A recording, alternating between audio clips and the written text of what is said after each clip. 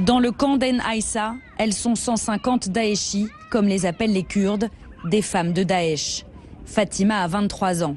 En mars 2014, elle est tout juste majeure lorsqu'elle quitte la Belgique pour la Syrie.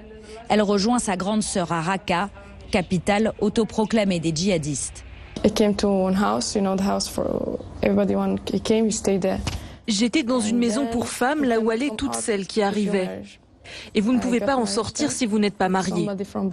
Donc je me suis mariée avec un Belge, un combattant de Daesh. Je menais une vie normale, je faisais ce que j'avais à faire comme une femme dans une maison.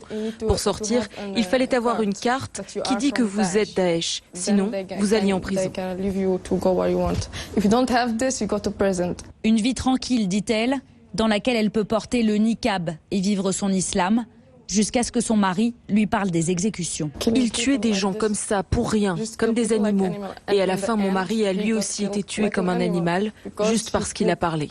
Exécuté, dit-elle, parce qu'il avait déserté sa Katiba, son groupe de combat. Je vis dans le camp là-bas, c'est un camp à part, pas pour tout le monde, c'est juste pour les familles Daesh.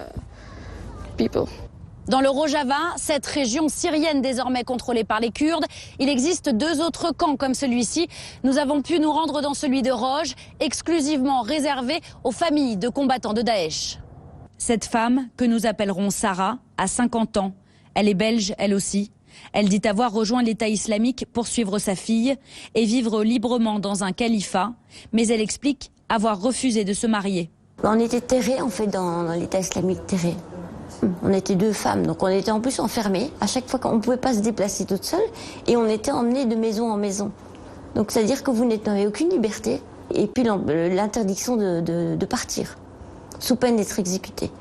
Vous n'avez jamais vu d'exécution, de décapitation? Non, mais jamais de la vie. De gens frappés?